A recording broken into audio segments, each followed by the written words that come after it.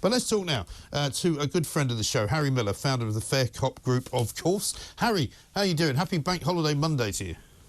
Yeah, great, Mike. I'm doing fantastic. A little bit depressed by the news today. The police at it once again, not understanding the principles of free speech and entirely ignoring our ruling at the High Court, at the Court of Appeal, which protects free speech. Yes. So that's depressed me. I don't live in London, so ULEZ isn't going to affect me, but it would massively depress me. And a big shout out to those Blade Runners. That's what I say. Well, listen, I mean, I was saying earlier on, you know, we're traditionally supposed to, as responsible broadcasters, not encourage people to break the law.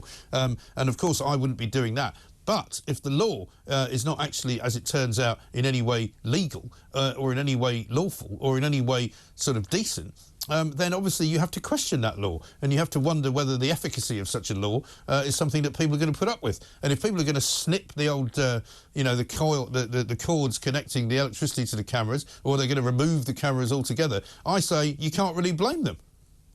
No, I agree. And Lord Sumption makes the point. Lord Sumption, of course, being the former Supreme Court judge. He makes it very clear that there is a place for civil disobedience. What you have to do is be prepared to take the consequences of that civil disobedience. So you need to be prepared to go to court, fight your case, and potentially face whatever consequence that the court hands down. Well, there most definitely is a place for civil disobedience in this country. Well, we've just seen a case that came up this morning from a guy who has won against the ULEZ rules because he was being fined a total of £11,500, but he basically managed to get that reversed because it turns out that the scheme is not lawful because it doesn't have any sign that says you are liable for a fine if you breach the protocol. Noel Wilcox is his name. He's a scaffolder up near Harefield, and basically the court has ruled that he's in the right. He doesn't have to pay them any money. No, that's right. We have a problem, though, in this country at the moment, Mike, where if you are in a position of authority, it seems that the rules don't apply to you. They apply to me and you, but they don't apply to the people who are making these laws and who are supposed to be sort of leading by example. They don't. I mean, let's just move on for a second to the police. Well, before you do that, I'll give a breaking news for you, because I'm going to tell you, if you thought you were depressed before, hopefully you're not waiting for anybody to fly into the country, because apparently National Air Traffic Services say they are experiencing what they call a technical issue, which is apparently resulting in the network-wide failure of all UK air traffic control systems. So watch the skies is all I can say. Well, fortunately, I'm picking somebody up from the railway station in Doncaster, so I don't think it's going to be affecting that somehow. All right, good. Well, we'll bring you more on that, but carry on. You want to talk about the cops? Yeah, I do. I want to talk about the cops because we have this case now where the police have been round to a councillor's house, I think in Northamptonshire. Yeah.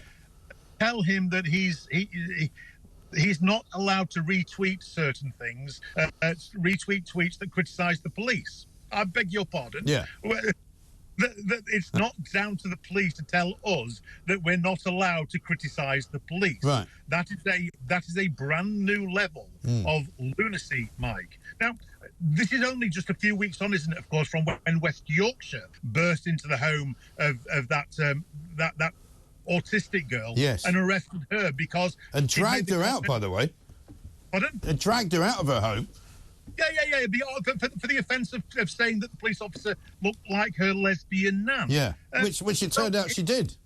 Well, yeah, and of course, and there's nothing wrong with saying that you look like somebody's lesbian nan. I get accused of looking like a gay bear all of the time. I take that as a compliment, Mike. Yes. I'm not remotely gay, but I take it as a compliment. Or a bear. Exactly.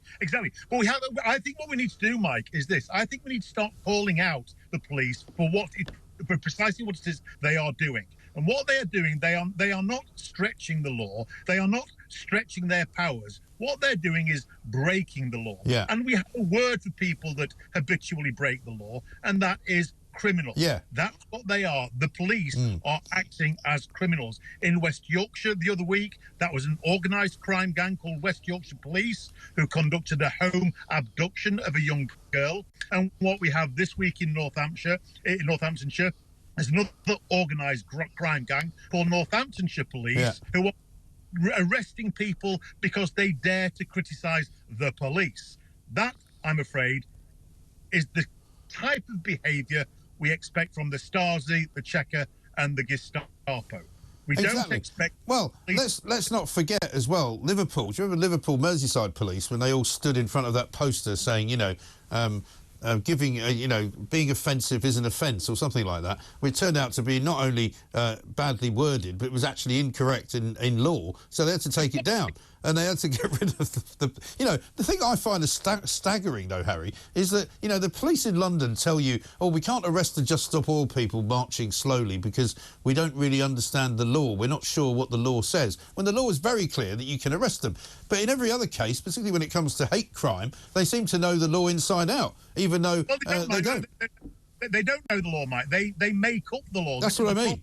They do not know the law. What they're doing is they're operating out of a political imperative that says it doesn't matter if you're on the wrong side of the law if you believe you're on the right side. No, what I meant by that, Harry, was not that they know the law inside out, but that they make out that they are so sure of the law, even though they're wrong, that they can carry out these ridiculous raids on people's houses.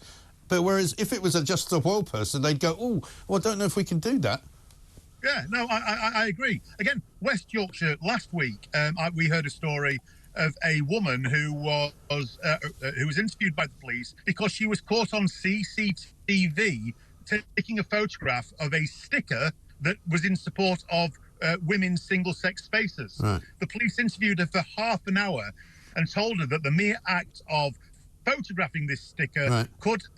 You can't believe this. I mean, it could escalate, causing alarm and distress and harassment to the Happy Valley Pride community. Can you believe that, mate? Unbelievable. Is this the woman who was lectured on how it could be offensive to someone? And she's going, I don't know what you're talking about. You know, how her act could actually be insensitive in some way. Yeah, exactly. You know what, Mike? I have been reported to the anti-terrorist police in excess of 100 times now by a single police officer from Leicestershire.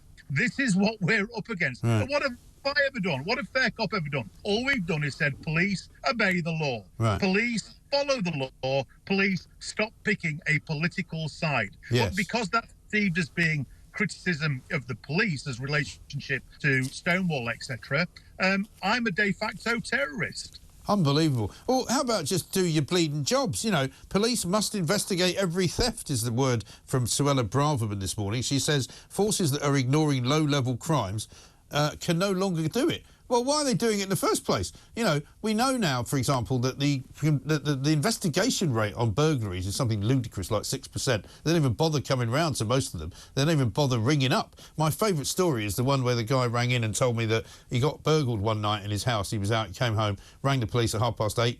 At 10:30, without even seeing him or coming round, they closed the case.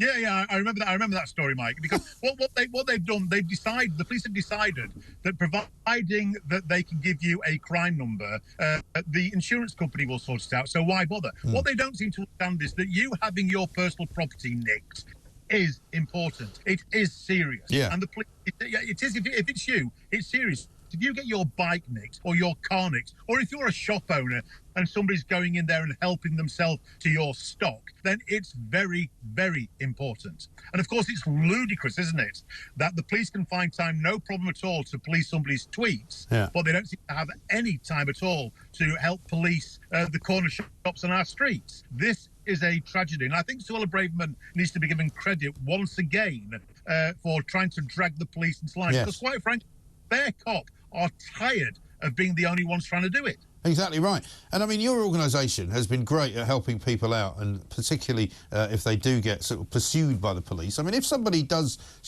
I mean, and obviously not all cases are the same, but just as a general kind of piece of advice, if some copper comes knocking on your door and says they need to talk to you about something that you've tweeted, what's the best thing to do? Slam the door on them and give me a ring. Seriously, though. I mean, what I'm saying is you don't need to engage with them. Okay. You don't need to engage with. If you don't think that you've committed an offence, the chances are you haven't committed an offence. Look, if you've been engaged in targeted communication with somebody and the police come knocking on the door, maybe that you have a case to answer. Yeah. But generally speaking, you know. But you don't have to let them in, do you? You don't have to let them in. No, you just say, ta-ta, see you later. Yeah. Write to me, let me know what it is I'm supposed to answer. I'll have a think about it and I'll let you know. Right. Okay. I would do. Well, that's good advice. Harry, brilliant to see you. Thank you very much indeed. Have a great rest of the Monday weekend, whatever's left of it. Harry Miller from Fair Cop Group.